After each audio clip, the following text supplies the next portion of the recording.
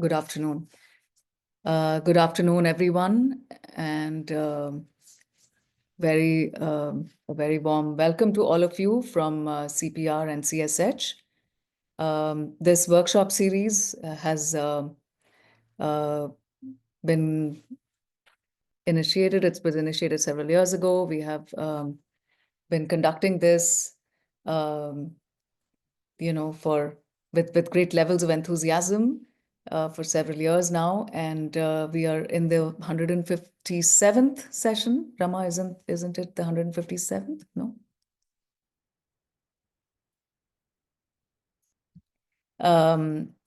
So today, welcome to all of you, and we are really delighted to have with us Abhay Raj Nayak. Abhay is a dear colleague of mine. I've had the good opportunity to work with him for over 8 years at Azim Premji University, where we were both faculty in the School of Policy and Governance. Abhay Raj Nayak is an India-based activist, educator, community builder, and system change practitioner. His work focuses on decolonial climate justice, spiritual ecology, and transformative learning. Abhay Raj is a visiting associate professor of practice at Kriya University, coordinates strategy and research at a nonprofit development organization, People Tree. He's a co-founder of the nonprofit organization Initiative for Climate Action, where I've had the opportunity, for instance, to collaborate with him on several efforts. He also serves as an advisor to a number of progressive social and environmental causes in India and other parts of the world. He's also the vision holder for an online resource space, Climate Justice India, an emergent educational network called the South Asia Network for Justice Education, and an upcoming Center for Spiritual Ecology in India. Abhay Raj is a graduate of the National Law School of India University and Yale Law School. He's a member of the Global Alliance for Justice Education and the IUCN World Commission for Environmental Law. Welcome, Abhay. I'd also like to add a note on how passionate Abhay has been over the last decade about experiential learning and experiential education. He's crafted several educational programs, but also, sort of state capacity and ecosystem capacity building efforts using the pedagogy and the philosophy of experiential learning. Abhay, we're really delighted to have you here with us today on our workshop. Over to you. Your talk on urban environmental governance in India is much awaited. Over to you, please. Thank you very much, Champaka, for that kind introduction. And thank you to you, Rama, and all the other colleagues at both CPR and CSH for the opportunity to share some of my work with the kind folk who have attended this session. I'm grateful that all of you have made this time in what is, I know, a busy time in the year with deadlines and festivities colliding. I am looking forward to learning with you as we explore urban environmental governance in India. And I am grateful to you, Champaka, for also mentioning my interest in experiential and embodied learning. While I think Zoom has limitations and the online format has some limitations in terms of how we can experience each other's presence. To a certain extent, I will welcome whole-bodied presences and more than just your rational thinking brain in helping us together make sense of urban environmental governance in India. And so, in that spirit, I think is as long as my screen, my slides are visible to you, and I can be heard and seen fine for you, I'll invite us to get settled and into the conversation today. And for me, I think I like to usually practice a little bit of emergent regenerative culture, and the invitation is to Take a few seconds in the middle of your busy day and give yourself permission to be fully present here. You could also intentfully and mindfully let go of your phone or other tabs on your computer, other things you might be juggling with for just a few moments so that you have permission to be fully present here. And for those of us who might feel so inclined, this is all suggested, and please lean into this as feels good and comfortable for you. The invitation is to just in a few seconds relax your body from the top of your head to the bottom of your feet. You could close your eyes or soften your gaze or lower your gaze if you feel so inclined.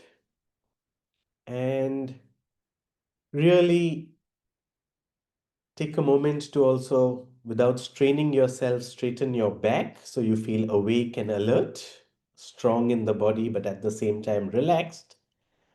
And I invite you to feel where your feet might be touching the ground, or your body might be touching the chair or the bed on which you're seated. We are speaking about spatiality, and we are speaking about material presences, and it's so easy to forget that the ground beneath your feet and my feet, and the ground beneath all of our bodies on this earth, is quite often what we're talking about when we talk about the environment, be that urban or rural. And so I invite you to really feel the chair, feel the ground, also feel your breath as you breathe in and breathe out. Take a moment to register how you're breathing today. This time, as you breathe in, feel the flow of air as it touches the body coming in. Do you feel it in your nostrils, your throat? Do you feel your lungs expand? And as you breathe out, the invitation is to let go of things that you're carrying that might not be serving you. Just give yourself permission to let those go so that you can be more present to what life is asking of you at this moment. And we'll just wrap this grounding up with a prompt that I invite you to think about in silence in your own mind, which is, when I say urban environmental governance in India, what is most alive for you? So, what do you bring to this workshop as your main curiosity or your primary inquiry, your top interest, when one presents this large framing of urban environmental governance in India? And just give yourself a little bit of space to sense into that, to name that, to get an outline of that in your own mind. What is, whatever you might be doing, wherever you might be, when one says urban environmental governance, what comes alive for you? And just hold that with you. If you have a notebook, you could, after you slowly open your eyes if they're closed, even scribble that down so you have remembrance of it. And with that, I want to welcome you once again into this workshop on urban and environmental governance in India. Now,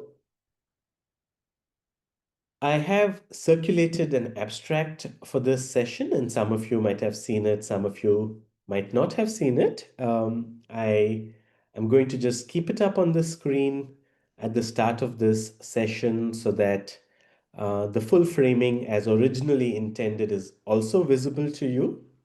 I have a simple presentation slide deck today, and it's in some way decorated with my own memories and recordings from cities or while thinking about cities. And most of these, of course, come from Bengaluru, which I call and have called home for very many years.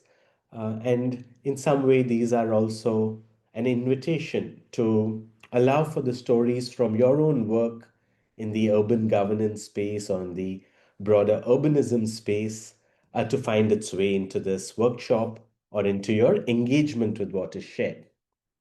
Now, at the highest level, for me, this workshop was an invitation to recognize our current predicament, right? One where no matter how one might position oneself or what one's discipline or assumptions or location might be, I think it is undeniable that at the highest level, we have a system that is straining, a system that some would call uh, in crisis, where cities are really across the country, be it a mega city to a emerging urban settlement that's uh, claiming the name of city, are struggling with these questions that constitute the heart of environmental governance. How do we make and how do we organize our shared use, planning, design, repair of land, of water, of air, of the built form as it mediates these elemental substrata that the earth presents for us, right? And we've seen quite often, I like to remind people I'm in conversation with that as a republic, we're not so old. It's just uh, still 70 odd years of being a republic, though civilizationally one might draw back very many centuries.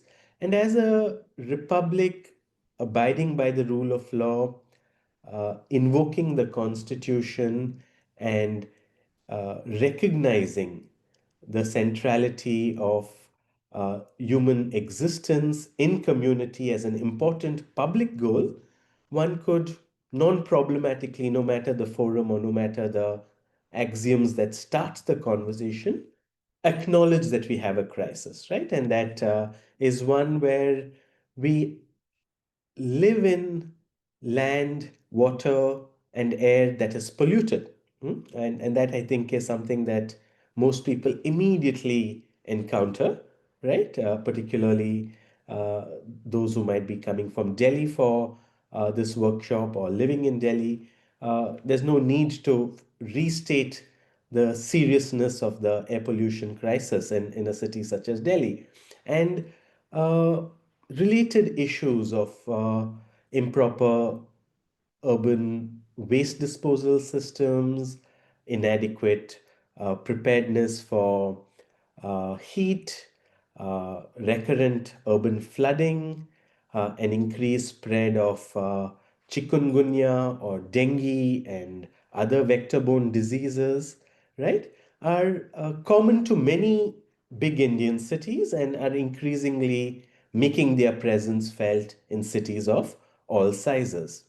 At the same time, I think for those of us who have been working with urban studies and urban governance for a while, there's also a baseline recognition that our governance system is beset by problems, right? We definitely haven't gotten it right, and we're still quite a distance from figuring out our pathways to getting it right, right? There seems to be fragmentation, there seems to be a lot of colonial hangover, there seems to be a lot of top-down decision making. For example, in Bangalore, the steel flyover or similar such mega projects are quite often introduced in ways that leads to anxieties and consternation amongst the citizenry. That is, where is this coming from? We didn't ask for it. Is this really something that is representative of our idealizations of the city, etc., etc., right?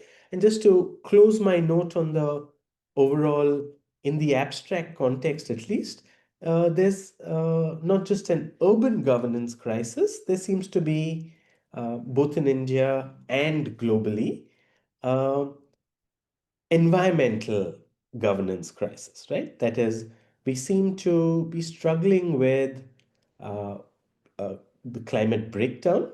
Very recently as last week, yet another planetary boundary in terms of ocean acidification has been declared as breached with the latest climate science inputs that are coming to us.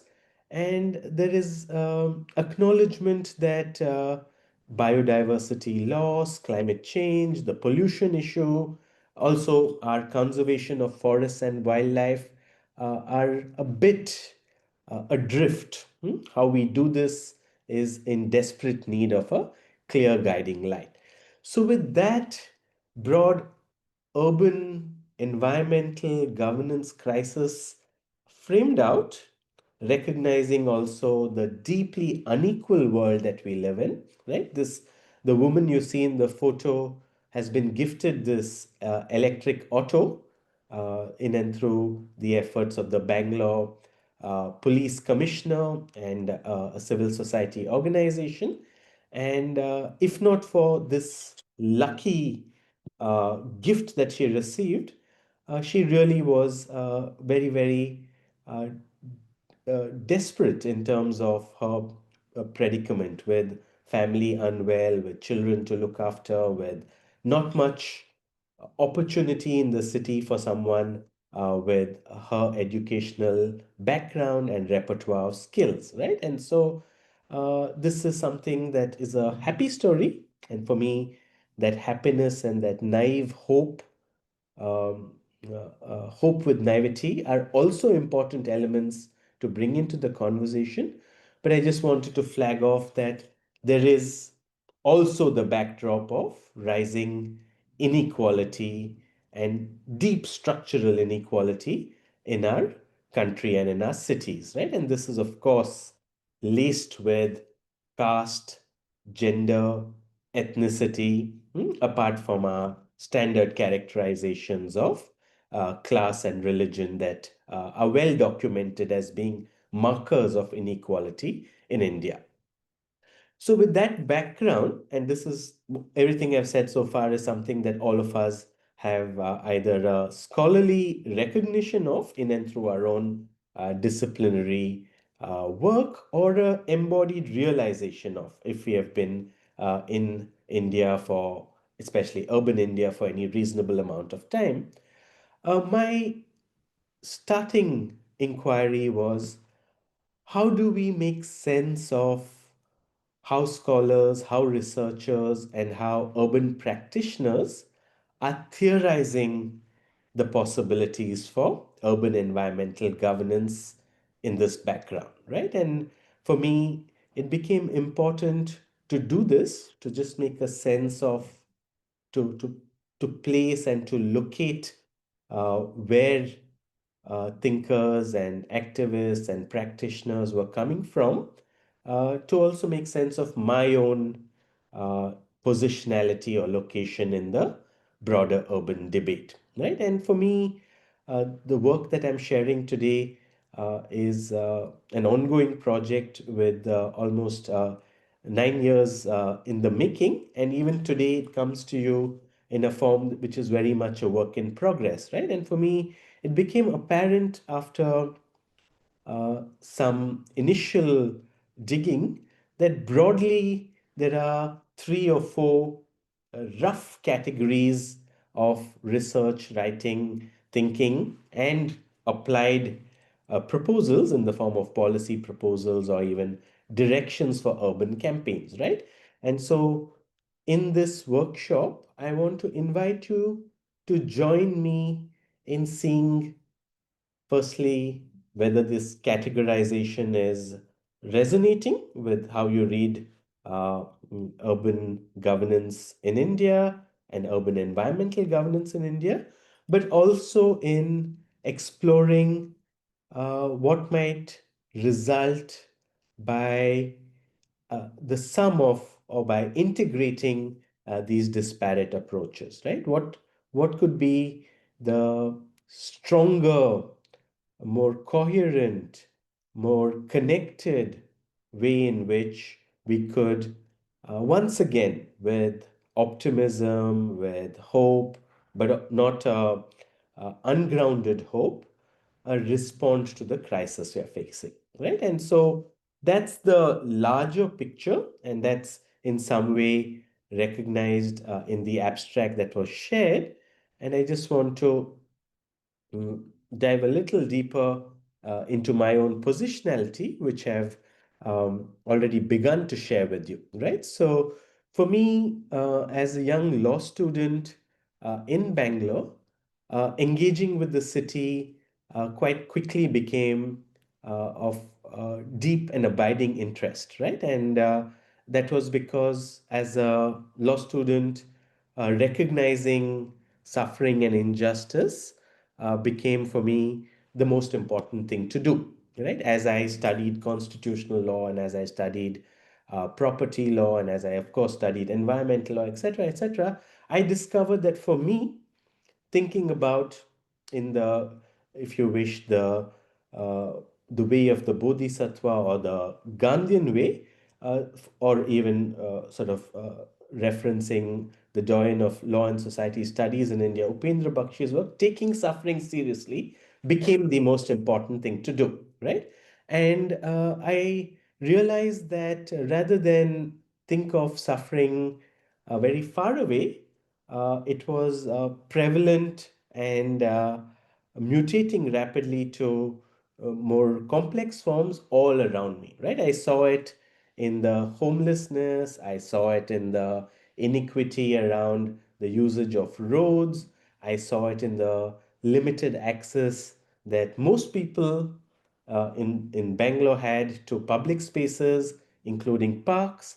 I saw it in a steady increasing whittling down of even our de facto rights to the city, rights to celebrate or rights to protest, which over the last 2 decades got more and more regulated, got more and more controlled, surveilled, mapped onto specific zones in the city, right? And I also saw that with the pollution of and privatization of urban commons, particularly lakes, but also large open spaces, the air in its broadest sense, those who suffered the most were those who were already suffering the most, right? So it was obviously a impact accelerator in terms of the suffering experienced by the vulnerable, the marginalized, the disenfranchised, right?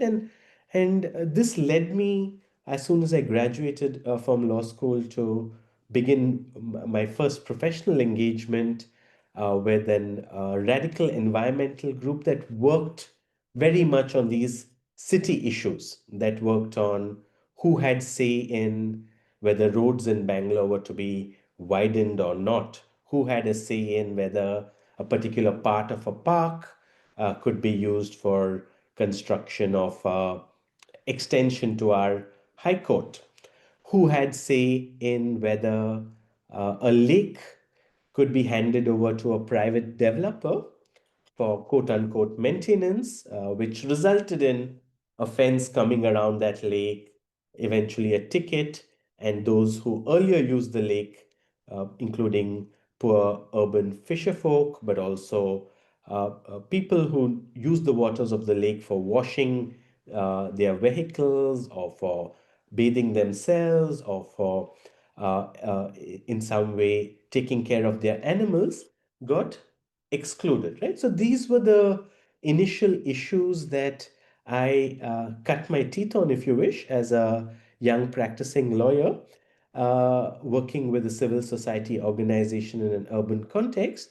And the probably the sort of most uh, stark moment of realizing inequality was when I chanced upon, through this work, the place, an urban village called Mavalipura, where Bangalore dumped its waste, right? A largely Dalit village, very much located in the posh localities of Bangalore, but kept out of sight through creative construction, where in partnership with a local resident who was happy to make some money by leasing out his land to the municipality, a landfill began, right? And soon that landfill became much larger than it was initially planned, and it contaminated the groundwater, it contaminated the air, and it,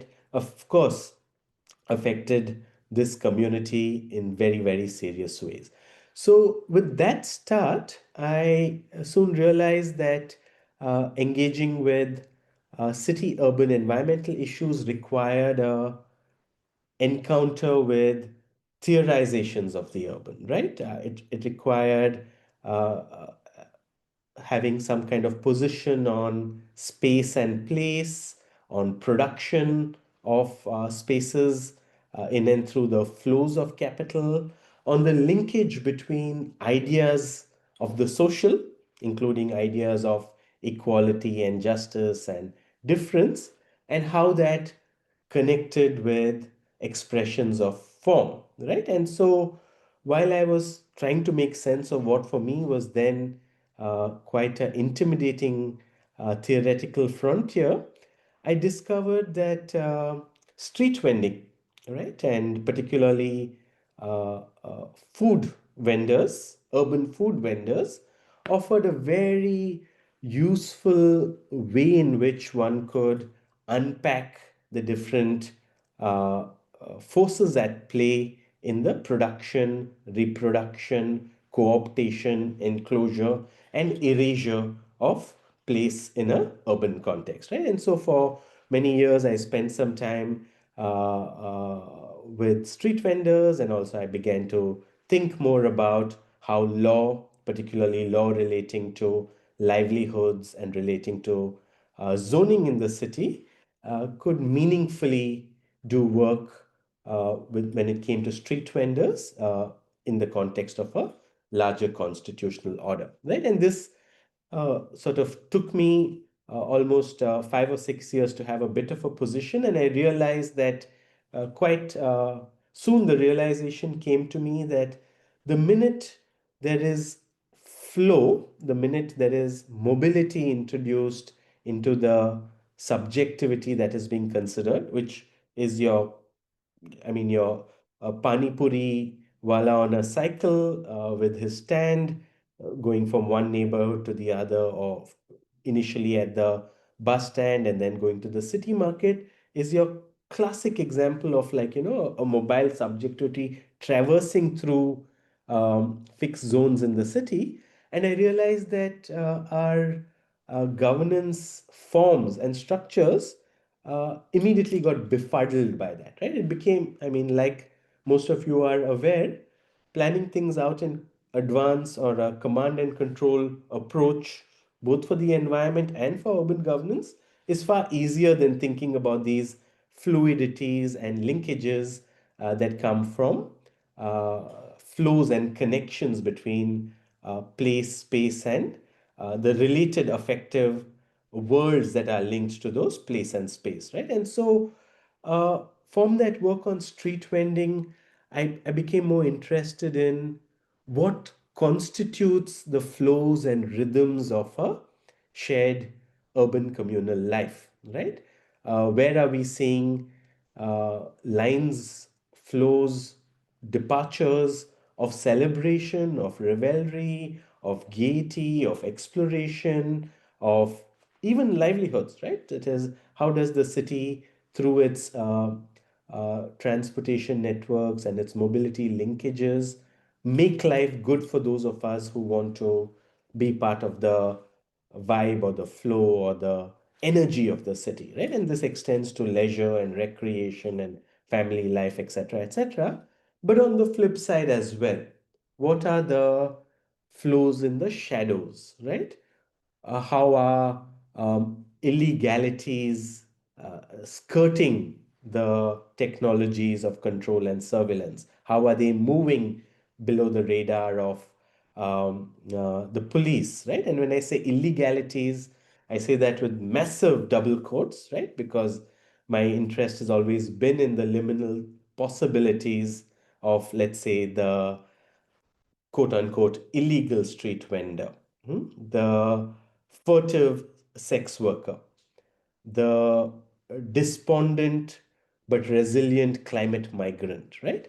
And these categories also very much became of interest to me, because I realize that, and many of the ethnographic presentations that have animated this beautiful workshop series have given us a much clearer picture of the lived experiences of bodies as they traverse through these materialities that are mediated by the built form, but also by our laws, rules, policies, and processes of governance.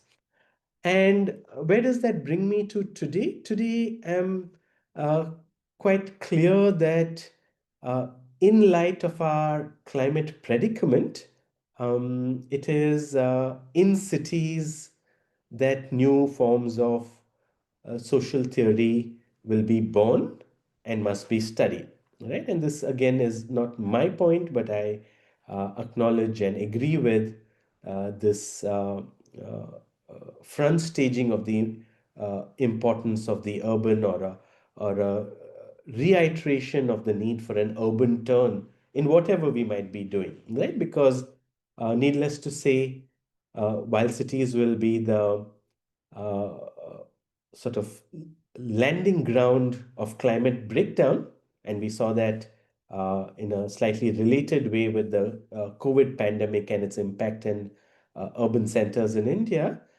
Cities for me will also be the place where creative responses will be charted out, right? And so, really thinking about the possibilities of new forms of uh, uh, modernity expressing itself in and through urban revitalization, urban repair, urban disaster response, and the accompanying frameworks that contribute to that is, I think, something that I currently sit with, right? And just to end this, and this picture is a picture of me in my maternal grandma's house on the west coast, near Udupi.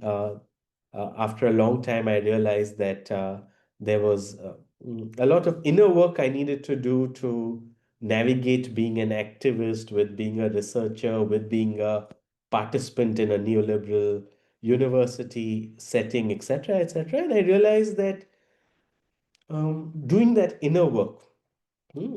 preparing for inner resilience, or preparing for more authentic ways of being, relating, and realizing one's possibilities was important not just for me, but also becomes important for the enlightened. Again, I use that word with an inflection from this part of the world, that's the global south, for enlightened urban citizenry, right? We will require a different kind of inner constitution and an inner epistemic ordering, uh, so as to speak to the dangers, the risks, the breakdowns of our current climate predicament. It's not even coming, it's here, right? One which is obviously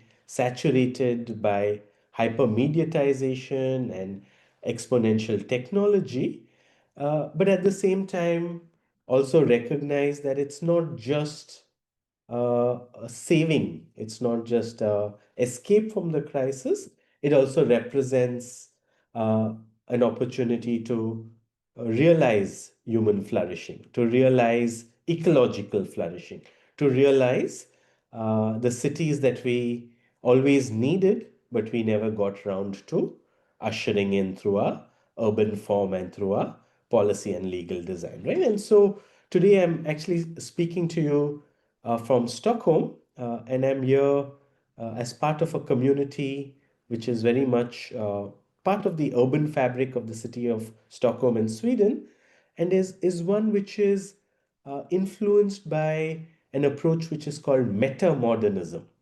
And what metamodernism will have us believe is that uh, the critique of postmodernism, the suspicion, the uh, recognition of harm, etc., etc., is absolutely important, and a return of a little bit of positivity and hope and optimism uh, will make things just right, right? So I too, today, as I speak to you, once again recognize that uh, the possibilities of urban environmental governance uh, for especially for human flourishing and ecological belonging are as important as recognizing the crisis work and the repair work that we need to be doing.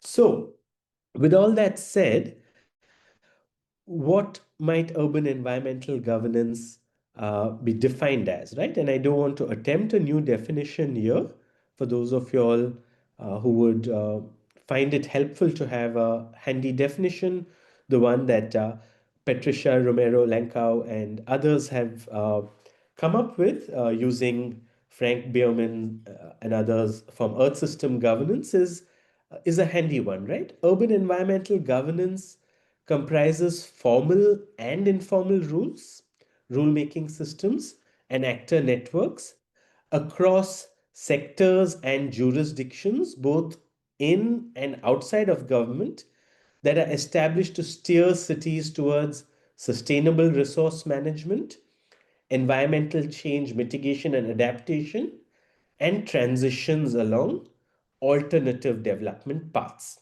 right? And the original definition from 2010 of Earth System Governance, which I think it's worth noting that this body of work brings together governance theory with earth sciences, right? And that's the terrain that we want to straddle.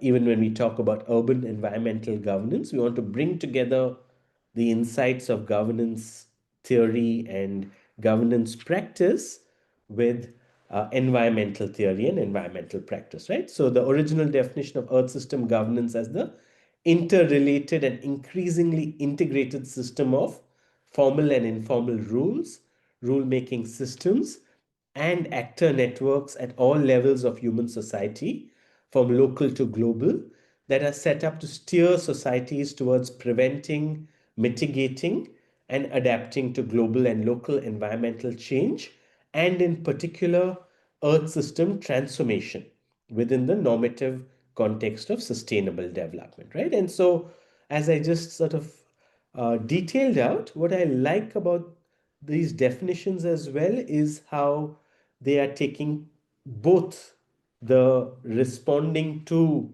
our current situation in terms of the crisis, both ecological and social, that we are beset with, but also allow for that imaginative space, right? How do we really imagine the cities of the future, right? So I don't need to go into this again. This is just once again a reminder, as others have shared, that the environment, and I would say the urban environment, is the new constitutive element of Indian modernity. And the photo is just from a place that I hold dear in Bangalore, which is Cubbon Park, one of the large lung spaces of a very crowded megacity, where there has been, over the last 2 decades, a continuous pressure to carve off parts of the park for other activities. But also, there has been, I think, internal uh, renaissance in terms of a flowering of possibilities coming from small citizen groups, coming from creative users of the space, including a very uh, I would say, interesting approach to rethinking conservation in the city itself, right? So that's just a backdrop for my broader comments on how this moment is a moment both of us stepping up to do what we need to do, but also a moment of opportunity for us to imagine and realize those beautiful worlds of care, of love, of creativity, of elegance, of integrity. And of course, I eventually will have to use the word of sustainability, that have been a part of our desires when it comes to urban life and the cities of India. So, mm, as a lawyer, I just want to also briefly indicate the constitutional mandate. So, many of y'all, I'm sure, are interested in the very practical question. Yes, Champaka, I think you have your hand up. You can just jump in here. You have another 5+ minutes. Okay, thanks. I'll Thank tune my comments to that. So I wanted to just acknowledge that in India, we do have, as all of you know, the right to equality, the right to a dignified life, the right to freely travel through the territory of India.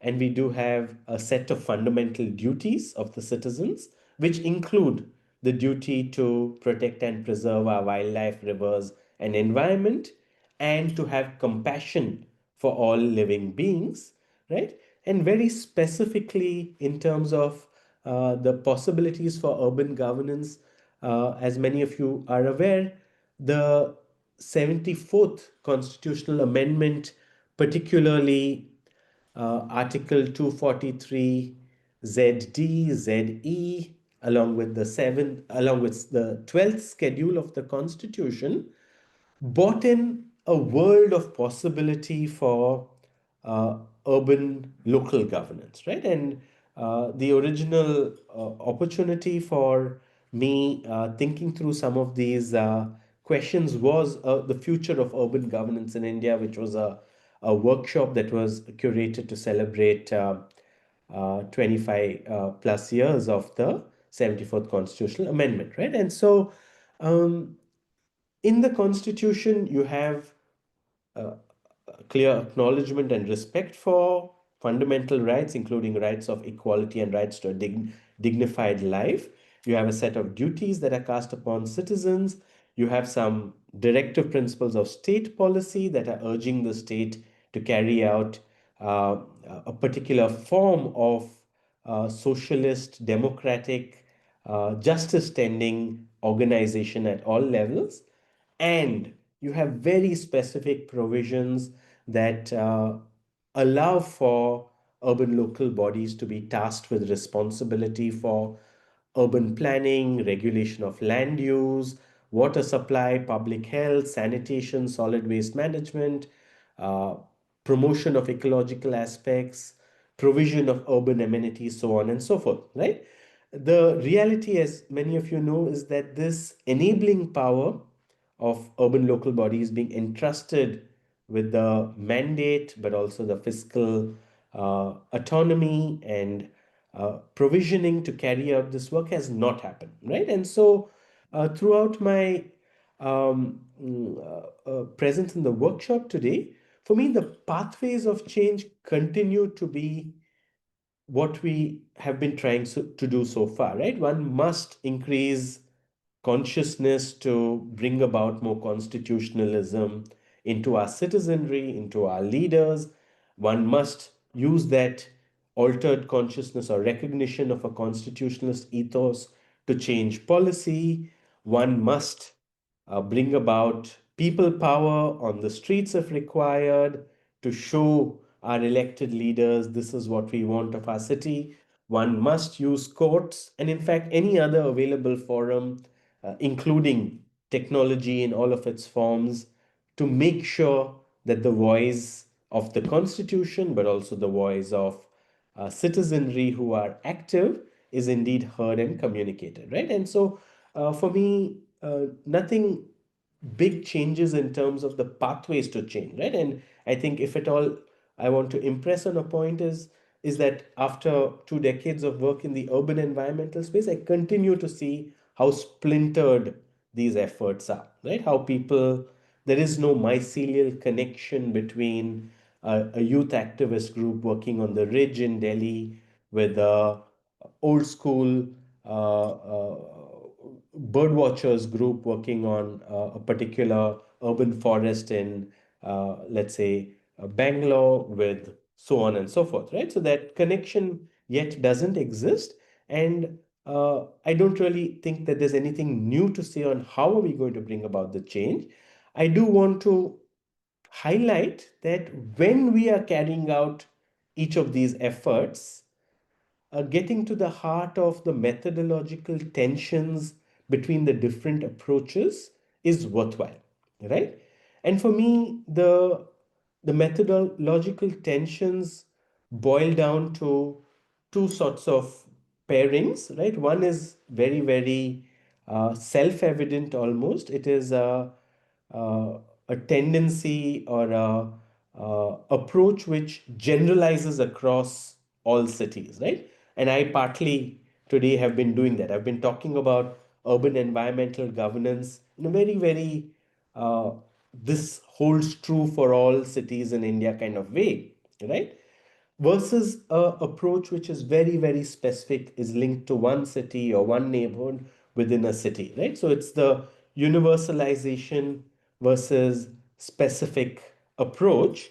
And that is something that I think, depending on what we need to do and who we are speaking to and what are the caveats and footnotes we add, that is something that most of us are familiar with, the challenge of the universal or speaking to the universal and the challenge of speaking to the specific, right? The more interesting for me divergence in the theoretical approaches has been between what I identify as the socio-technical studies approach to urban environmental governance and the situated urban political ecology approach to uh, cities and environmental governance, right? And here, the realization has been that both of these approaches are useful, but both of these approaches by themselves are not enough, right? And the socio-technical approach, most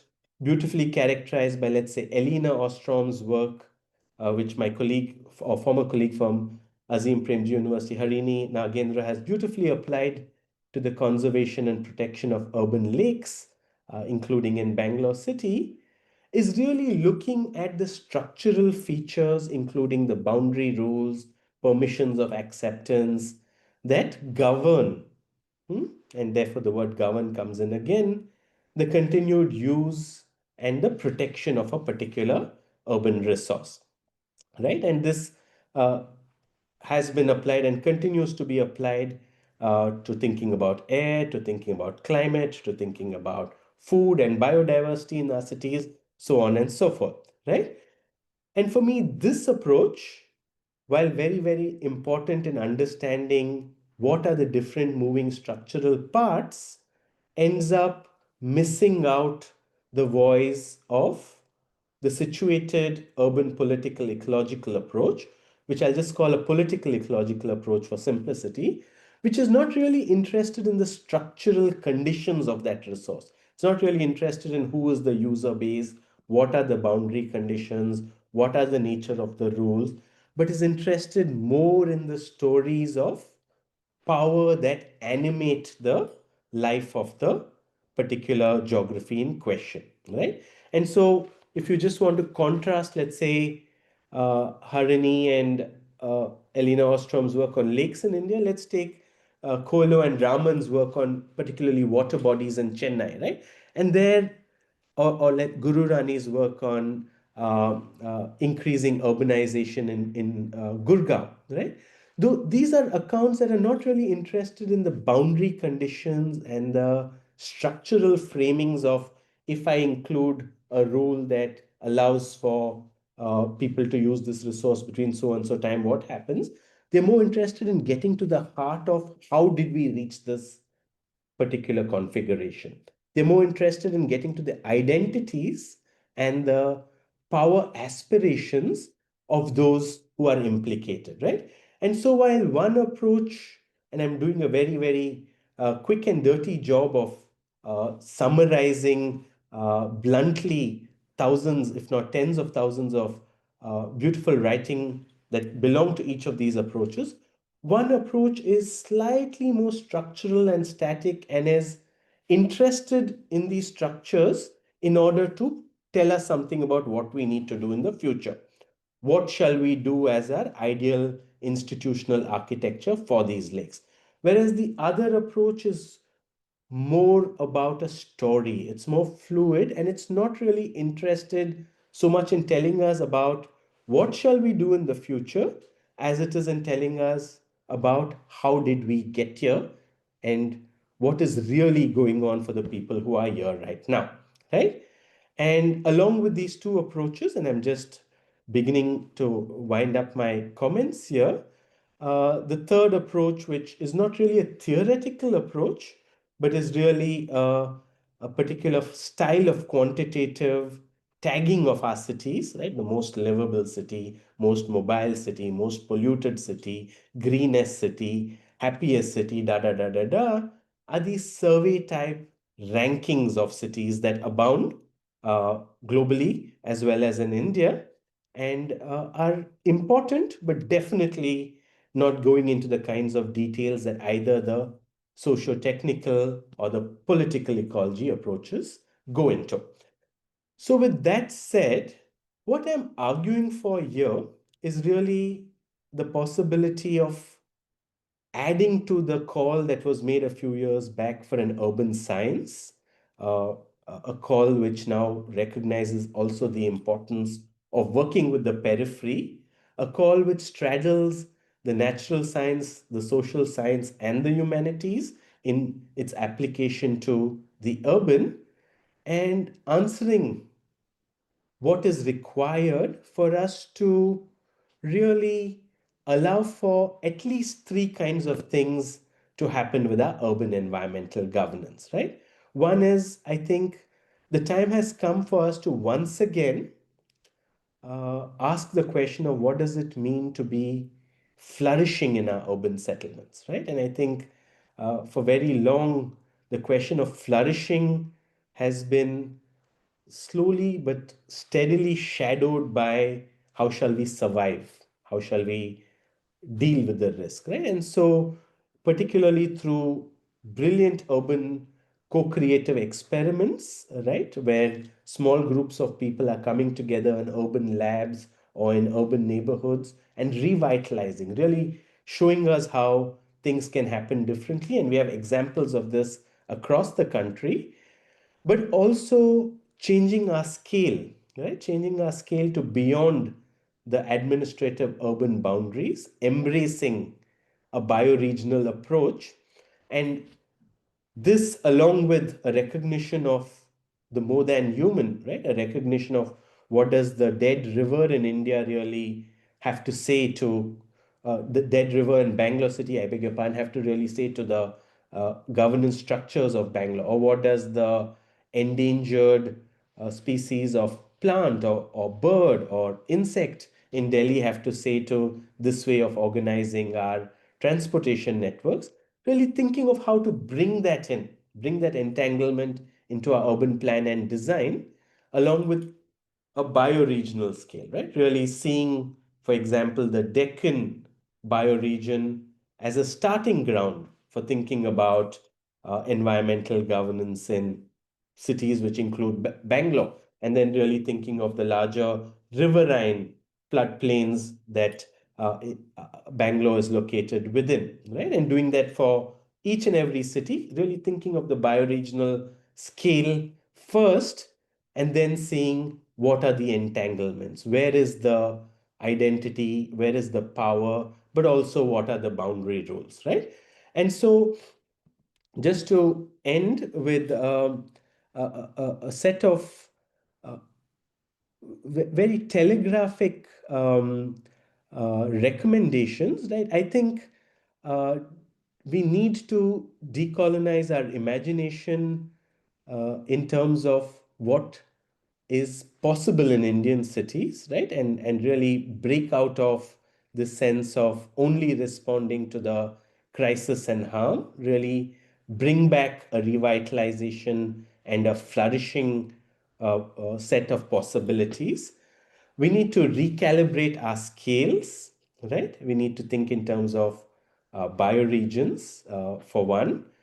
We need to recognize our entanglements, right? And we need to really recognize the more than human, in our urban lives, what the rivers that are underground, the forests that are buried under the concrete.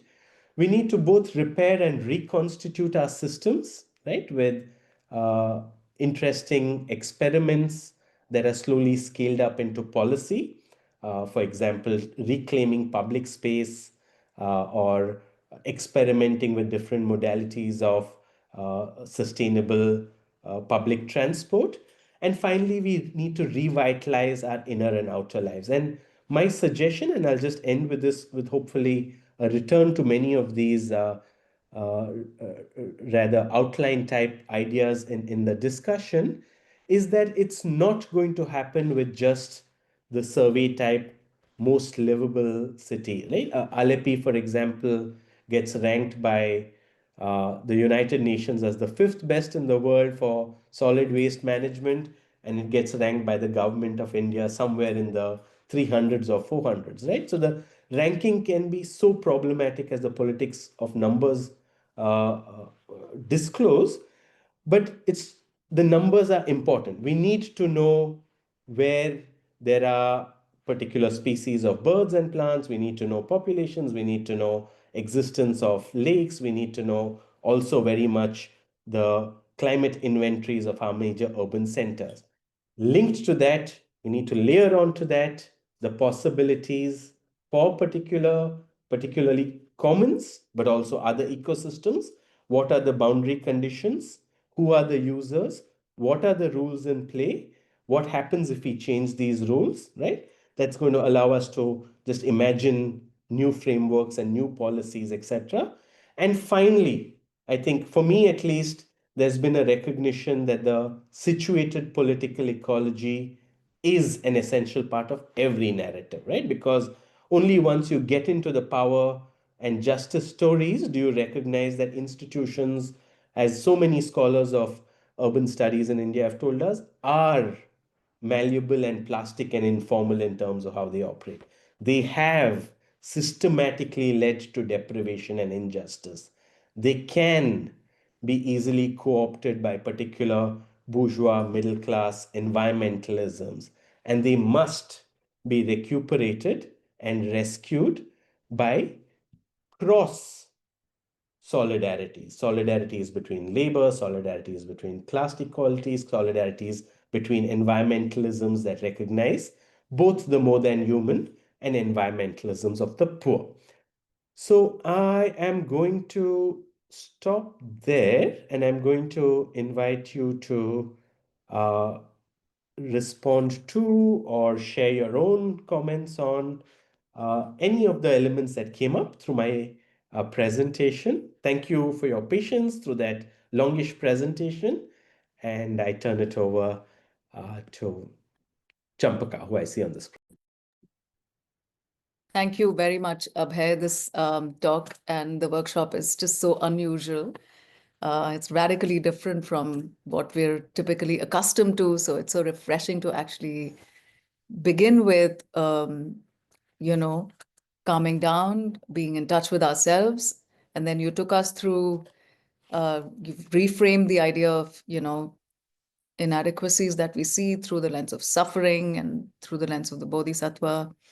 And then you've taken us through, urban and those, all of us who are suffering in the urban as part of a wider system of flows, rhythms, and urban communal life that is actually very dynamic in that sense. And then you provoke us to think about new forms of social theory, which need to be born through, a deeper focus on compassion, on emotion. And I know from your earlier work as well that you've argued repeatedly and recurrently in classrooms, but also at several other forums internationally as well as in India, that in governance systems where reasoning and public administration, for instance, becomes the dominant mode of decision making, you've argued that we need to bring in compassion and emotion into decision making spaces. And clearly, the propositions that you're making in terms of the need to decolonize, to recalibrate scale, to recognize entanglements, both personally as well as in systems that we are engaging with. And then you emphasize repair and reconstruction of our systems and revitalizing our inner and outer lives. So it's really really radical, I would say, to conceptualize environmental governance through this approach and through these lenses. Truly refreshing, and it's a tall order, I would say, because it means we need to understand ourselves first, while we're also thinking about how to bring some of these changes in. There are a series of questions that have started to come in. But before we go ahead, could you please share with us some of the struggles that you yourself have gone through in experimenting with these methods that you evolved, and also this whole, relationship between inner calibration in order to be able to respond to the outer systems more compassionately? Could you please share any of the struggles that you've been through in this space from the lens of suffering, for instance? Thanks so much, Champaka. Thank you for that. It helped, I think, to hear back some parts of what landed for you, and thank you for the uh, great question as well. So, I think I just want to go back to the example that I briefly mentioned in my comments earlier, which is the village of Mavalipura, which became the sacrifice zone for the city of Bangalore, right? Where all of Bangalore's waste for many years landed, and where even today the bodies of the children, the bodies of the elderly, the bodies of the animals, but also the body of the earth itself, the soil and the water, contain these toxic traces of our modern life in the cosmopolitan city of Bangalore, right? And my initial sort of engagement with that work was circa 2006, 2007, right? And it took a long and sustained strategic litigation campaign to first get the landfill closed, then to require some degree of remediation and repair of the land, which eventually led to, along with this, it was not the only incident or only case, but along with other incidents, it led to a overhaul of the uh, waste management system in the city, right? It led to an entire new approach towards segregation and decentralization of waste management. Now, close to 20 years later, I find myself working with a organization that champions the rights of waste pickers in Karnataka, including in Bangalore city. And as I go and meet these waste pickers, I realize that not much has changed in terms of the lived experience of those who are closest to working with the waste, right? And it is incredibly striated by caste and religious location, right? Lots and lots of I would say it's almost 99%. I mean, I don't have the exact figure, but it seems to be discriminated against caste background, along with an interlacing with religious identity, particularly Islam, that features in the context of the waste pickers in the city. And I realized that it's not so much the design of, let's say, the receptacle into which one puts the waste, or the even the rule that requires certain forms of segregation. It's very much uh, a kind of apathy towards what happens to one's waste as it leaves the house, right? It's just a uh, just it's out of sight, so it's out of mind, and therefore, even though it makes a world of difference, for example, to just like rinse out, let's say, your plastic uh, food boxes, we don't, because not that we are bad people or we want people to suffer, we just don't see that side of the waste equation, right? And so, as I've reflected on this, I realized that um, it's not just going to be through a rule or a smarter design for a dry waste collection center or even a particular waste system. It's not going to be through a extraordinarily innovative waste to energy plant design. That lived experience of opening a box and discovering wildlife, that is, feeding fungal forms with a rancid odor coming to you while you're doing your work clearing waste, that lived experience is not going to be altered by these systemic designs, right? That's going to require definitely behavioral change at scale, and it's going to require going even further down the iceberg. It's going to require a change in our mental models itself as to who we are accountable to, who we are responsible for, and how do we relate to the other, right? And for me, I think campaigns that are sort of targeting people's responsibility in washing their dabbas are as important and powerful as a rule which sort of comes up with 1,000 rupee fine if you don't segregate your waste, right?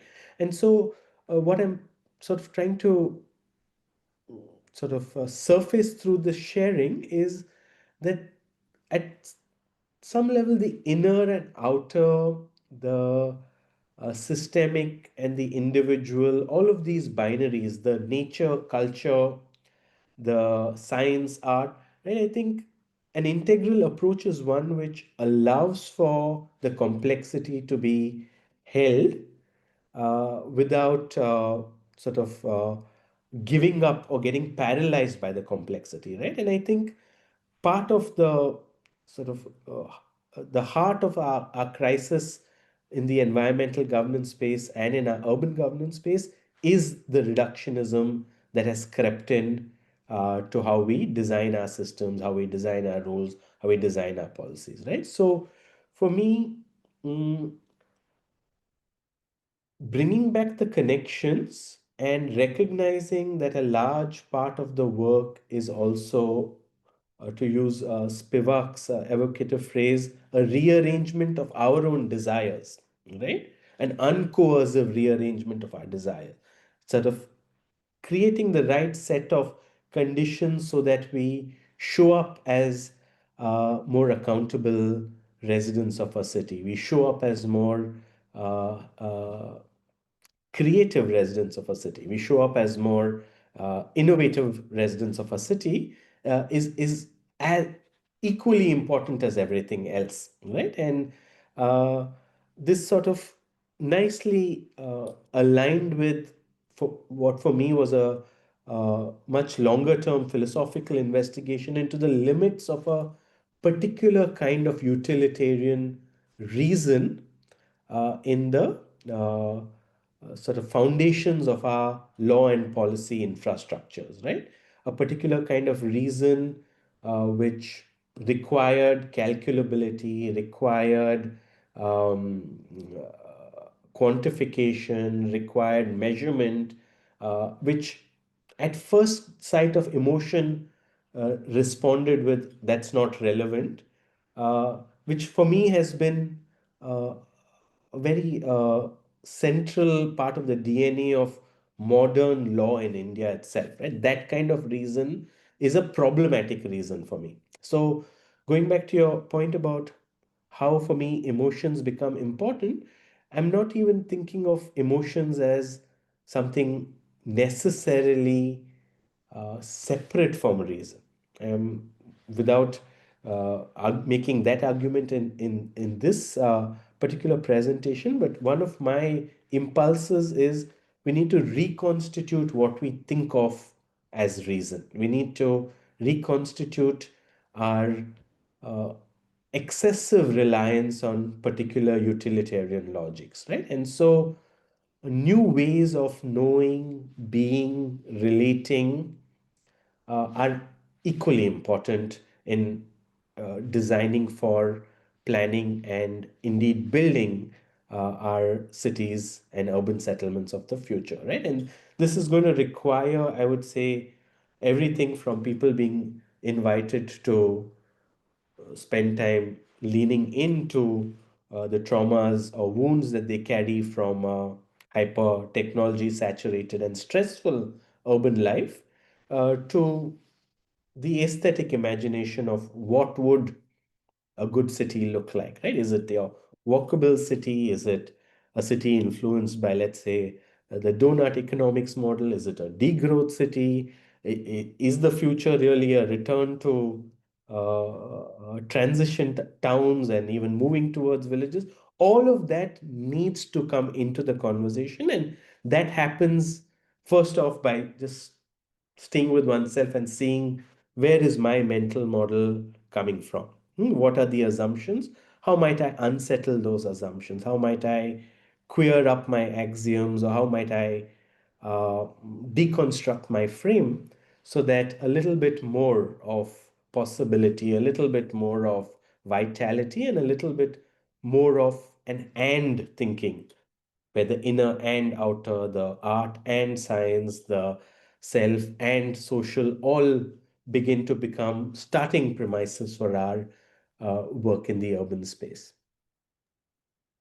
That's amazing. And it does really require very keen attention on our part to ourselves on a daily basis, within and outside as well, and how we are responding to the environment around us. Um, really, yeah, very thought-provoking and also action-provoking. I think we need to do a lot of work in that space, um, to bring the change we cherish and we desire. There are a couple of questions. There's one from Gautam Kumar, says, "Hi Abhay, glad to hear you after a long time. In terms of methodology, empirical or ethnography or survey or doctrinal kind of research are largely considered acceptable forms of methods to the questions you're trying to address. But is there academic acceptance to an approach where one is um, trying to understand these questions from literature, story, poem, fiction, writing of lived experiences sort of a perspective?" Is Thanks. there Uh, Thanks, Champaka, and thank you to Gautam as well. Nice to see you here, or nice to have you here, and thank you for the question as well. So, the answer is definitely a yes and no answer. And what I mean by that is there are accepted and mainstream, and I dare say even hegemonic ways of being an academic and doing academics, right? And those require playing by the rules of the academic system.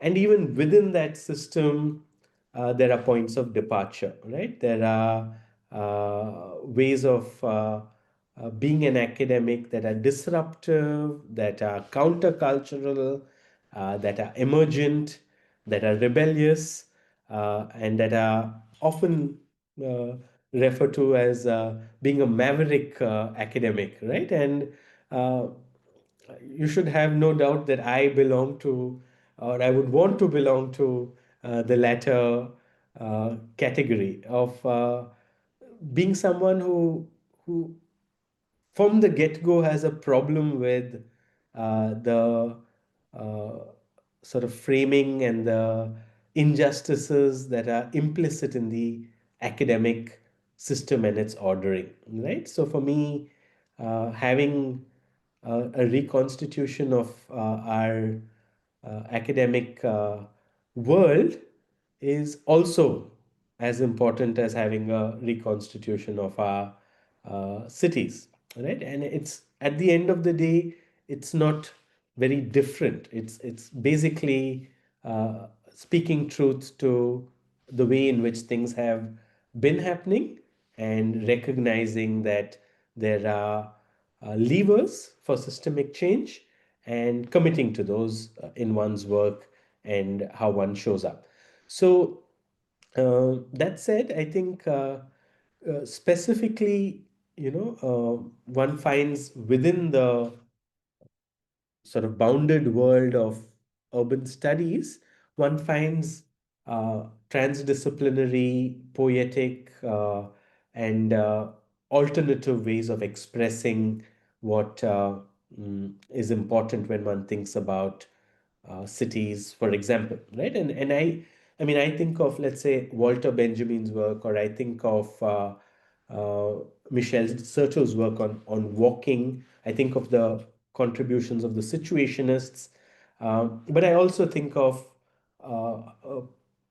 post-colonial or decolonial writers and thinkers who are talking about the ugliness of Karachi as being what must be focused on to reconstitute Karachi, right? Or the absolute fluidity of urban space on a Mumbai pavement. Some of Appadurai's work on space in Mumbai being a point. So there are enough examples, I would say, including like moving from those who are only academically only identified as academics to those who straddle worlds of practice, be that through consultancy practice or aesthetic projects or input into policy processes. There are more than enough examples of, I would say, this slightly different way of doing things. And there's no doubt in my mind that this disruption is required and it's important and it's been happening, and it will, if I may turn to my own predictive prophetic stance, it's likely to happen more and more, right? I think we are seeing quite clearly that this way of doing things will not sustain, right? And I mean, we've seen it in different ways, from the limits to growth thesis, etc., in the environmental space, but there is increasing recognition that there will have to be new ways of doing things, right? This comes up in different disciplinary contexts. Like, for example, the tools that builds the master's house cannot be the same ones that dismantle it, right? Or emergent strategies. So you see it in post-colonial theory, and you see it across disciplines. Like even another area of interest for me, which is ecocentric law or earth law, right? Which I've partly bought into this presentation as well, recognizing our more than human entanglements as we come up with policies and laws and rules for our urban life. Uh, at first blush, at least for a traditional legal scholar, that would be almost sacrilegious. Like, what are you talking about when you're talking about the more than human, right? How can we be anything but anthropocentric when we think of law? And then you discover that there are writers, in fact, there are legal systems, in fact, there are entire legal orders that are engaging with this disruptive, emergent, unclear, partly utilitarian logic reason, but also partly affective, emotional inputs into what is the right thing to do, right? And I think paying attention to context, paying attention to specificity, and paying attention also to alliances, right? I wouldn't recommend for everybody all the time to do something which is totally out of the ordering there. So a notion of having some integrity and fit to the milieu, but also uh, recognizing serendipitous opportunity to advocate for and achieve one's goals would be good. And I'll just wrap up my long-winded response by returning to some personal sharings as an academic uh, and a teacher. Right, when I bring some of my methodologies into the classroom, it's incredibly uncomfortable and difficult for some and for all of us, right? And sometimes that even leads to sort of a complaint that I want more facts, I need more figures, I need more flowcharts, uh, I need to read the readings rather than look at myself in this way about as to how did I get to this climate location, or what kind of uh, uh, impulses towards my fellow beings or towards my planet have resulted in this, right? So doing that work, which we might call decolonial work or healing work, is never going to be easy, and it's always going to, the existing system is always going to rub against it in a jagged way, right? And sitting with that discomfort is the work that I find particularly liberating and useful to do. And it's exactly to do that difficult, sometimes uncomfortable, sometimes unwelcome work that I'm in the academy, right? For me, that's what needs to be done, and that's what a lot more of should be happening in the academic space. And that's what, let's say, an influence of mine like Tagore or Gandhi or Dewey, right, or Krishnamurti would say education is really about, right? So I just want to inflect your usage of the word academic with all of those registers of meaning and possibility. Indeed, indeed. Very inspiring. And yes, it's been an effort on my part as well to do some inner work and, reflections. And it's not at all easy. When you have to work on yourself, it's the most difficult thing. There's a question from Deepak Srinivasan. As a community, says, as a community media and social design practitioner interested in the public domain, I wanted to ask, what would decolonization look like during a period of high nationalist right-wing activism that we are seeing? How would it look like in ecology and policy, especially because I myself have been very engaged with cultural decolonization in an educational public context? But it is becoming quite contentious to argue with the socio-political sphere for the last 15 years. Thanks, Champaka. Thank you, Deepak, for the great question, and thank you for being here as well. So I must say that it's a live question for me as well. It's one where my response is necessarily contingent and incomplete. Um, my sense is uh, the importance of this work is has never been higher, right? And I think the uh, recognition that this work has not fully been done in the larger ecosystemic sense of education in India, but also public culture and activism for public culture in India, right? So there's this point about being a very young republic for me is an important one, because I constantly feel that mm, there are pathways to be hewn out in most of the spaces that I inhabit or encounter. And recognizing that, for me, the way in which I value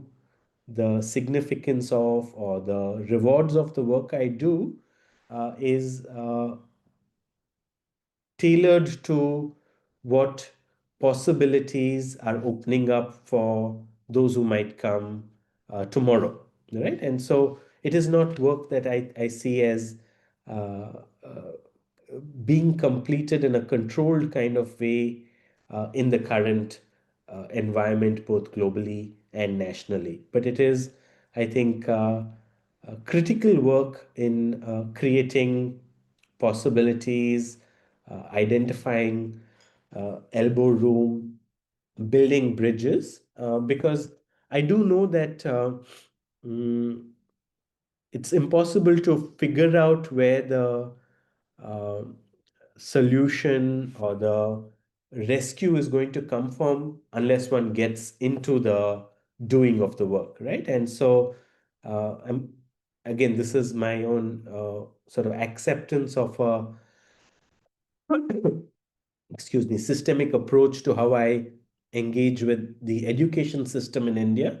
I think one needs to get into that rabbit hole and push the limits of um, possibilities in institutional contexts. And that's when one discovers one's allies. That's when one discovers let's say, liberative technologies that can allow one to do one's work.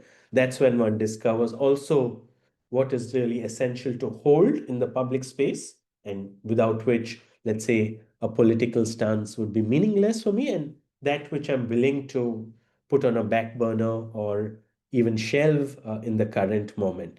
So, so yeah, I think uh, that would be the sort of very high level answer. That is, for me, the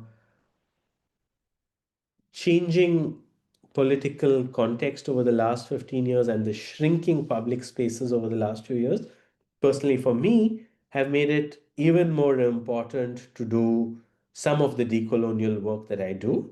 But it has also meant that existential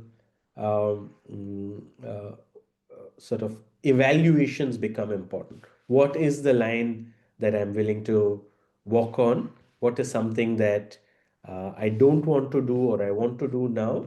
And who are my allies and who are my networks of support? All of that uh, gets, I think, clarified and reinvigorated and strengthened at this moment.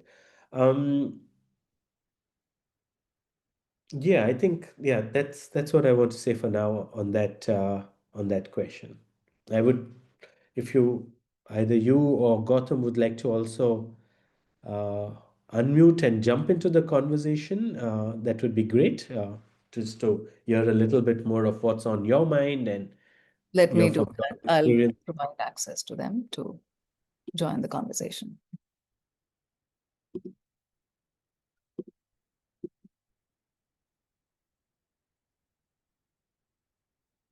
Welcome, Gautam. Over to you for engaging with Abhay.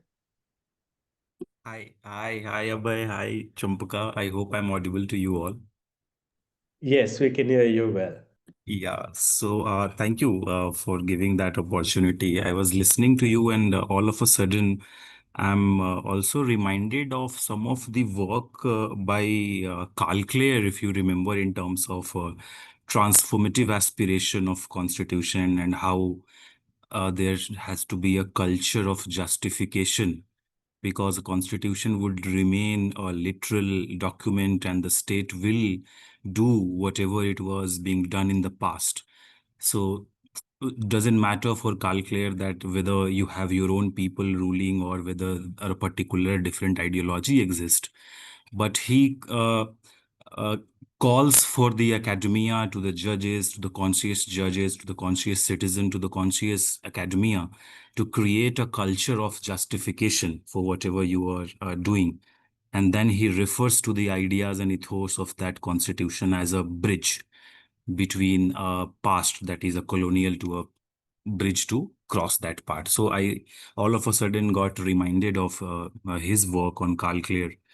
Also, you mentioned Professor Bakshi in the very beginning of your address. When Professor Bakshi is also identifying the methodology to read Constitution, I also reminded of C8 formula. So C1 is the text of the Constitution, C2 is the interpretation, and then two important C's are 4 and 5. So what government interpretation of Constitution is, what the corporate consumer behavior interpretation of Constitution is, and then there is a conflict of C6 to C7 that the one Marx call it the people who have nothing. So what is their meaning of these ideas, these ethos, uh, liberty, dignity, be it from ecological perspective, and then there is a conflict, and there you need the conscious academia, conscious judges to interpret their aspiration to the meaning of the constitution. So I all of a sudden I was thinking of these two writings when you were talking about uh, communities getting affected from the right, the sense of to addressing these aspects. Yeah, so these were my initial thought on these aspects. Thank you. Thanks so much, Gautam, for bringing in those notes as well. I think, yeah, that I mean, in a way, also my own love-hate relationship with law is I think, emblematic of this kind of sort of oscillation, I would say, between frustration and anger and paralysis and uh, lack of enthusiasm while facing the realities and, in fact, facing, let's say, attacks on legality, constitutionalism, human rights, etc. But also recognizing that uh, there are always seeds that escape capture, which then become the birth of new forests, right? There's always that building a bridge into an unknown future, having uh, maybe not on uh, a survey or in terms of numbers, but with your gut as your primary tool of cognition, having conviction that this is the important and necessary work that needs to be done now, and seeing that in uh, the people around you who you respect and work with being reflected back. There is an acknowledgement that I if I were to calculate this, this would not probably make sense, but I need to do this now. And there are certain moments when people do that. And as uh, chroniclers or researchers or writers or supporters of such work, one is often faced with the same choice, right? And for me, I think I love the example of Rosa Parks and just that moment of refusing to give up one seat on a bus where, because of one's skin color, one is being asked to vacate a seat, leading to a system and systemic revolution, leading to an entire change of how the rules were organized, right? And um, what I'm discovering now is also that there was an educational experience of what it means to be living in a community of equality and dignity, and what it means to be a conscientious adult in a changing world, that Parks was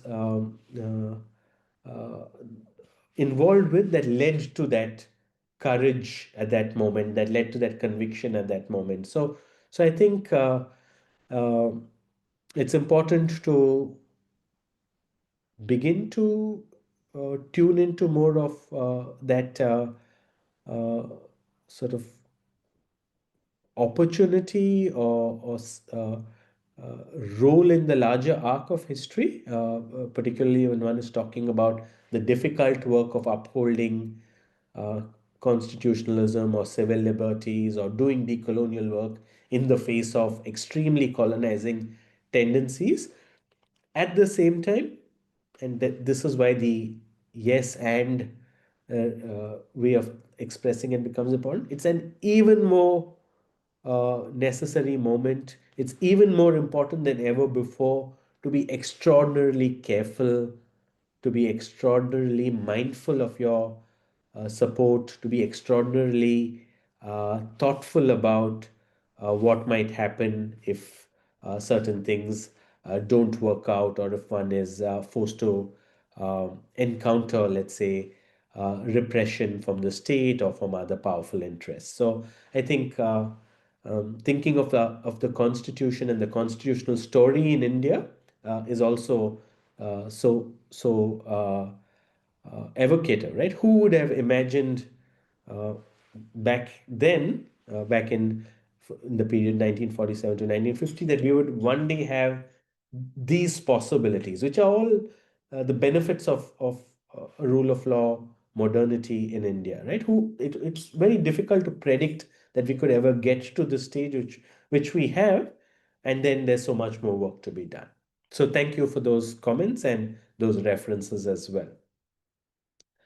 Deepak, I'm wondering if you would like to share a little bit more about where your question came from, and if also my response stirred anything for you, only if you feel comfortable unmuting and speaking.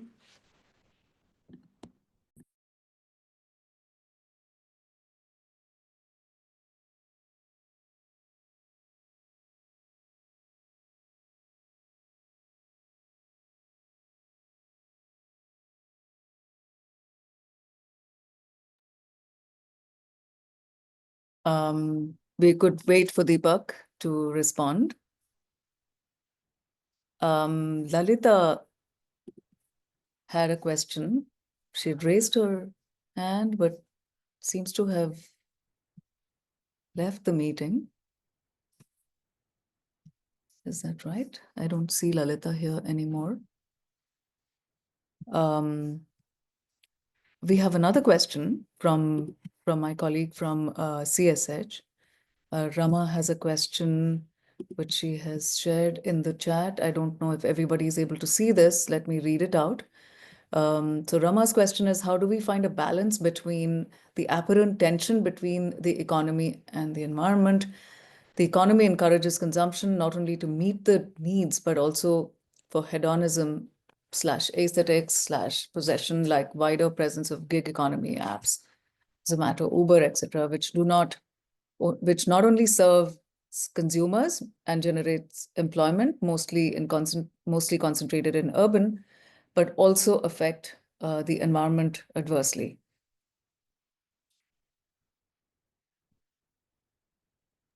Thank you. Thanks, Rama, for the question. Thank you, Champaka, for reading that out. So yeah, I think it's a great question, and particularly sort of putting the spotlight on something which I guess most of us are very familiar with, which is the ubiquity and ease with which we can get things delivered home if you're living in a large city in India today, right? And I think for me, again, the answer is layered. I do think that one must not say no to such innovative possibilities in a city. I personally think that the examples of the gig economy, when located in a country such as India, have different resonance in terms of the employment generated and the systemic unblocking of the capabilities and capacities of people at large, which does not take away from the importance of keeping, let's say, pollution or pollution through vehicles or pollution through packaging front and center, or even the, let's say, wastefulness of fast fashion or the excessive consumptive habits. uh, doesn't mean that we have to accept these uh, as all right or good, right? So I think one can encourage and support and tolerate depending on one's own uh, orientation, uh, the gig economy and platform-based services, and even 10-minute supply, so on and so forth, while at the same time one can sort of be quite firm about pollution being a problem, about packaging and harmful packaging being a problem, about wasteful consumption being a problem, right? And at the moment, we lack that nuance in our messaging. We are all about, yes, this is possible to do, so just go for it. It doesn't matter, get as much as you want, don't don't be, I mean, there is nothing that uh, constrains you too much in your disposal of things. And we know that in general the regulation of harmful emissions from vehicles in our city is already struggling with its own challenges of enforcement and thoughtful design, right? So right now you have a situation where it's just, oh, this is good, this adds to your convenience, this is leading to employment, this is adding to, let's say, the reputation of your uh, city or urban settlement as innovative or modern, without the rest of the important messaging featuring, right? And I think once we bring both of those as equally important, if I had to choose between the two, I would choose definitely the ecological considerations as being probably more important, right? But I would place them on the same canvas, and then you have all kinds of interesting things beginning to happen. You have You've seen that a little bit, for example, with the increasing use of, let's say, electric vehicles by delivery services, the initiation of sustainable packaging efforts, right? My own reading is that's just the very start of the possibilities. It's not really gotten to the stage where users' emissions or footprint are being calculated on a real-time basis, where alternatives are being suggested, where messaging around um, simplicity, including voluntary simplicity or more localized consumption habits are being surfaced, where even the infrastructure for you to actually take a walk to a no waste store in your neighborhood is being enabled. All of that is waiting to come. Maybe some of us have some neighborhoods that we've seen in Indian cities where some of that is present. So right now it's still tilted, but I don't think it's a we should not invite that in. I do think we should invite the innovation and the technological possibility because in India, because I'm very, very mindful of the fact that many of our capabilities and capacities for flourishing as a global south colonized and initially poor but now middle income economy have been significantly stifled by the lack of enablers that are material, right? So for me, using technology and allowing for more things to happen, and here this is maybe one of the few places where I'll also agree with Indira Gandhi's approach to the environment. Attacking our root cause of poverty and creating opportunity is important. It's not a trivial consideration that can be wished away. So so yeah, that's I think um, my response. Maybe the only thing I'll add is I definitely support stronger regulation of those who are involved with emerging and innovative and exponential technologies that have associated ecological risks, right? That means it needs to be a regulated space, and that regulation needs to be done in a thoughtful way, not in a we will not allow this to happen kind of way, but these are the conditions under which it would be best for you to operate. And I do think that these costs are not going to be significant enough to bury the innovative promise, right? I do think, based on my own reading of the profits and the operating margins of some of these companies, these would be integrated fairly quickly if there was clear regulatory direction to integrate many of these environmental parameters and considerations. So yeah, that's I must confess that it's a new area for me to think about. So I don't offer these as fixed answers, but maybe invitations for further dialogue.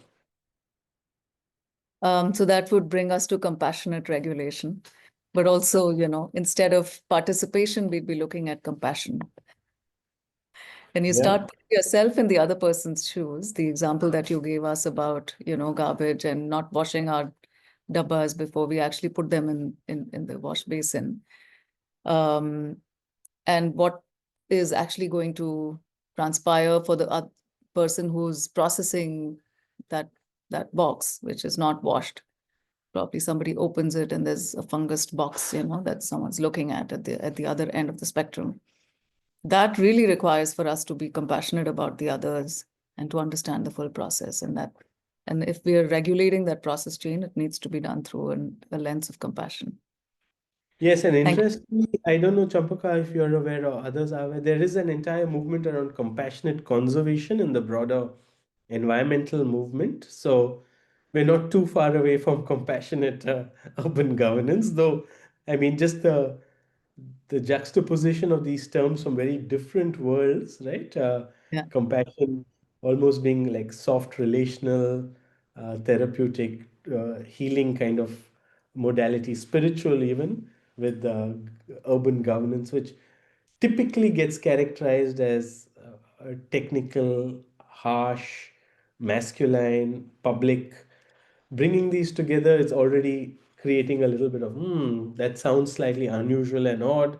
But I think uh, that's what needs to be done. I mean, like, take the example of urban acupuncture, right? Like, and we have these examples from Colombia of like really visionary public leaders understanding the rhythm and flow of the city, understanding the deeper causes of crime, understanding why public spaces are underused or not used or misused, and then really arriving at uh, sort of healing modality for the urban body, right? By putting in a bus stand here or by putting up a park there, I revitalize this neighborhood. I encourage people to come out again. And that changes everything. So it's not so far away from being present. It's here, the future is here, but it's distributed unevenly, as we've heard from sci-fi narrators as well. And I think I like the sound of compassionate urban governance as well. Absolutely. Lots of work to do in that area. It reminds me of Emma Rothschild's book, Economic Sentiments, where she argues that in the period of Enlightenment, it's a misconception that it was just reasoning and science-based, endeavors and pursuits that sort of dominated the meaning of enlightenment, right? Where she argues that it was actually quite intertwined with social life and emotion. So it's a beautiful book. Emma Rothschild. I'll share the book at some point when we meet. But that sort of there are no more questions from the audiences, and brings us to the closure of this workshop. Abhay, thank you very much indeed once again. I'd like to invite my colleague Rama to say a few concluding words as well. Thanks very much, Champaka. It's been a lovely opportunity to think through these ideas and possibilities as well. Over Yeah. to you. Hi, Abhay. Thank you so much for this talk. Importantly, I think nowadays we really need to think about the environment in urban spaces, and I think most often than not, I'm always thinking about waste management. Where I'm not only thinking about waste management, there's something where you talk about something which is invisible. So we consume, we keep our houses clean, societies clean, but we don't know how it is being managed and processed. That is one of the concerns often occupies me. And the second, of course, on the one hand, this need to have economy, to have jobs, to develop into a better economy. At the same time, how it compromises with the environment. But your talk has been very enlightening and insightful. Thank you so much for it. Yeah. Thanks very much, Rama. I just wanted to share one last example, if I may, of something that I'm really looking forward to. I have not participated in it yet, but some colleagues of mine in Bangalore City have been stewarding this process. So there is a small group of people who are meeting once a month to uh, sort of be with the Vrishabhavati River in Bangalore, right? And for those who might not know, this is a river which is more or less clinically dead. And I think, again, coming back to in your surveys of cities across India, Bangalore, for many, will not even feature as a city with rivers, because we've sort of forgotten the rivers that are in the city. And uh, even the institutional architecture, the technical studies around rivers will come up with a number of reasons why these rivers are in the state they are, or the political ecology story will tell you that this is what happened. This is how, let's say, predatory capital and misguided governance system resulted in the death of this river. But yeah, just flipping to the possibilities and the flourishing side. Now, every month you have a group of people, young, old, from different walks of life, gathering, spending time with each other, spending time in nature, spending time with the origins of the river, beginning to trace out where are its channels, where are its paths. I dare say, even discovering that they're making new friends and they're living a healthier life outside of enclosed structures and away from addictive screens and so on and so forth, and really trying to tune into what would it mean if that river were alive, right? And I mean, Rob McFarlane's book Is a River Alive is now doing the rounds, and many people are talking about it. But we're beginning to see these assemblages and these coming togethers of small groups of people who are imagining new possibilities, imagining new ways of ordering their lives, and are actually practicing it. It's not just like a let's talk about it, but we actually hang out, we meet, maybe we bring snacks, maybe someone brings a song, a poem, and that's how that emotional register, that affective register, the hopes, the desires, the aspirations come into a communal wheel, right? It leads to new forms of coming together as well. So that's something that I'm very, very excited to join when I have the chance.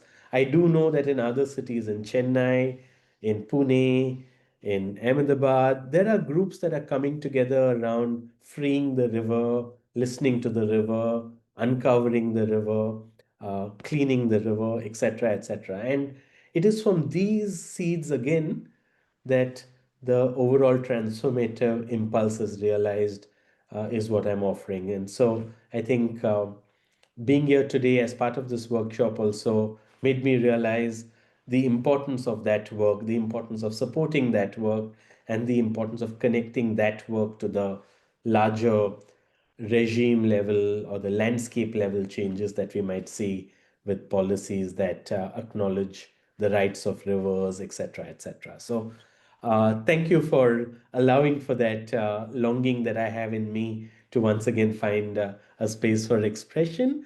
I really enjoyed the session, and thank you to everyone who participated, to those who might see this recording later on, for the questions and comments as well.